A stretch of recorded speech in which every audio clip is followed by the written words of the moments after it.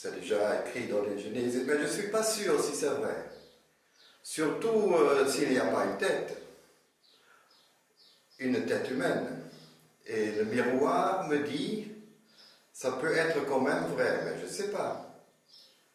Alors, à cause de ça, je fais cette installation pour savoir qu'est-ce que c'est, les mots.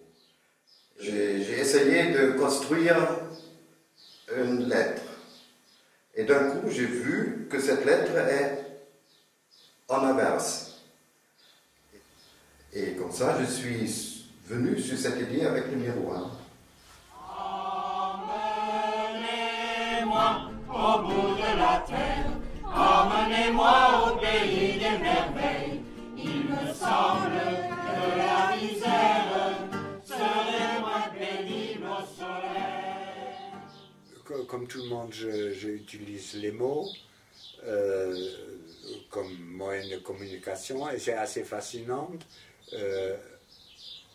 C'est pour là et pour l'œil. Ça touche 3 sens. C'est fascinant. Et ça peut arriver, par exemple, pour une tête, avec le grand nez, où je donnais un nom parce qu'il faut donner un nom. À cette époque-là, j'ai vu au cinéma des films sur Cyrano de Bergerac. Et à cette époque-là, j'ai fait des autoportraits.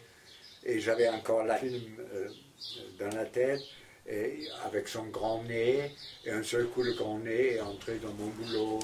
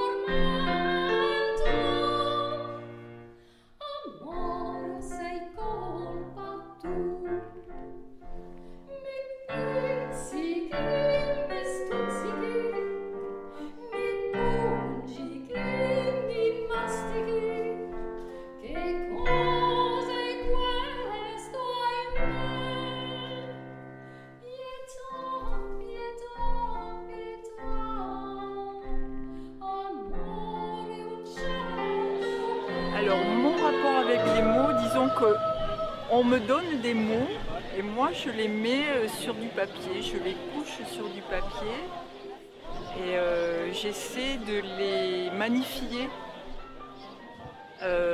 Voilà, donc c'est toujours la surprise pour l'auteur qui ne sait absolument pas ce qui va en découler. Et donc voilà, c'est un plaisir de créer.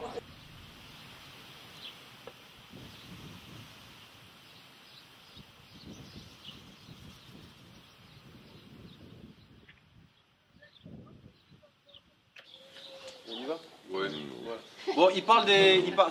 Bon, c'est deux comédiens qui parlent de leurs femmes respectives, enfin des femmes en général. Ouais. Des femmes. Des femmes. Des femmes. Des femmes. Des femmes. Elles se parfument. Elles se maquillent. Elles ne s'arrêtent jamais. Elles lavent. Elles balayent. Elles essuient. Elles frottent. Elles décapent. Elles grattent. Elles soupirent. Elles se plaignent. Elles se coupent. Elles s'écorchent. Elles tombent. Elles se brisent. Elles crient. Elles craquent. Elles écrasent. Elles s'aplatissent. Les mots, on va dire, c'est mes outils. Des envoyés tout valser. Après, les mots, en fonction de ce que je raconte, ils changent. En fonction de mes personnages, en fonction des univers, si j'écris de la poésie, si j'écris du roman. Elles soufflent. Elles décompressent. Elles s'occupent d'elles. Et les mots, c'est aussi mes outils. Après, c'est une autre approche, entre guillemets, puisque ce qui est fondamental, je trouve, pour un comédien, c'est de tout d'un coup rencontrer des écritures et des mots qui vont réussir à traduire ce qu'on aura en sensation, mais par les écrits d'un autre. Alors là, ça devient une rencontre, en fait. Ouais, les mots, c'est des rencontres. à l'amour.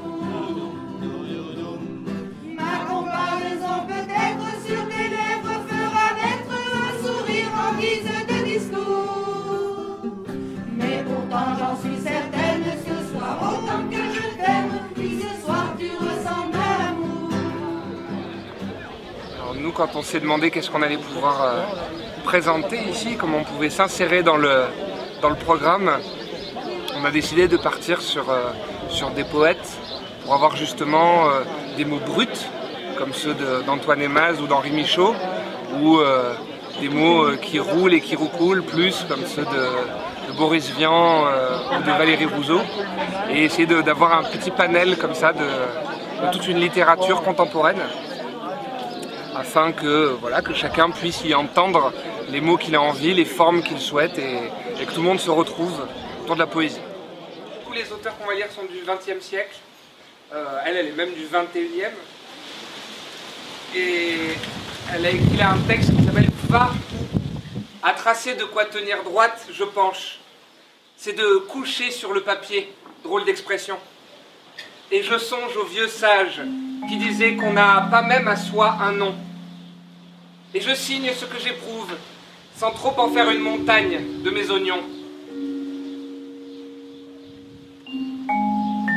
En tant que musicien, qu'est-ce que ça fait de travailler avec un comédien? C'est à peu près la même chose en fait, c'est juste la langue qui est différente. Que ce soit avec un comédien ou un danseur ou un plasticien, c'est le propos est le même en fait, c'est juste un dialogue, un échange, une façon de s'exprimer. Un partage. Un partage, voilà. Lever du mauvais pied, hop là. De mauvais poils, 2 œufs au plat. Un crépuscule que je méchante à cause du matin comme du soir. Le soleil jaune, jaune, le ciel blanc, blanc. Je suis brouillé avec maintenant, avec la Vierge et le vivace et le nul.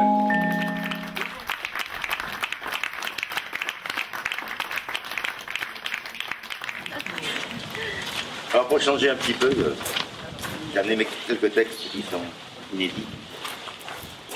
A, B, C, A, B, C.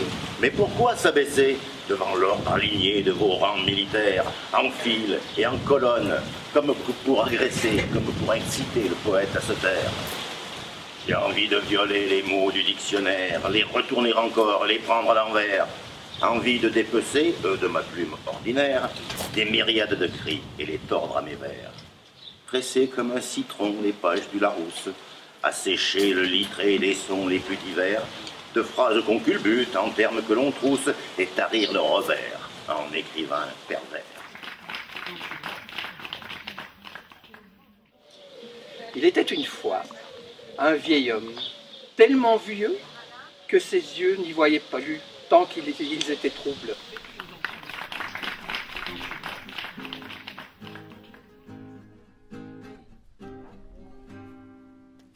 De plaines en forêt, de vallons en collines, du printemps qui va naître à tes mortes saisons, de ce que j'ai vécu à ce que j'imagine, je n'en finirai pas d'écrire ta chanson, ma France. Les guerriers souris, torture, jure, meurtri, ié, à Oza, Hatora, 1, 2, 3, Allah, 4, 5, 6, Yahvé, 7, Amen, Mo, Mohamed. Mots dans la rue, 8, je dirais que c'est plus le côté extérieur, hein, comment exprimer ses propres mots sans forcément le lire sur un papier ou sur un ordinateur, et donc l'aspect de partage. Voilà. Je suppose que ça vous a parlé, ce mot, les mots dans la rue. Oui. Et en quoi ça vous a parlé? Alors moi, ça me parle parce que j'écris beaucoup par rapport à ce que j'entends dans la rue. Hein, ce que les gens disent, la parole qui circule. Donc voilà, je suis attentive un petit peu aux mots qui se promènent dans les rues. Rien du tout fait, de l'essuie-tout, de partout, de tous les jours, de jour en jour. Jouons avec les mots, les autres mots, momo. Artaud est toujours là, et c'est comme Rimbaud qui fait toujours le beau, ou comme Baudelaire qui chante toujours un air du jour, un air du temps, car de temps en temps, car il est temps de se demander ce que tu es.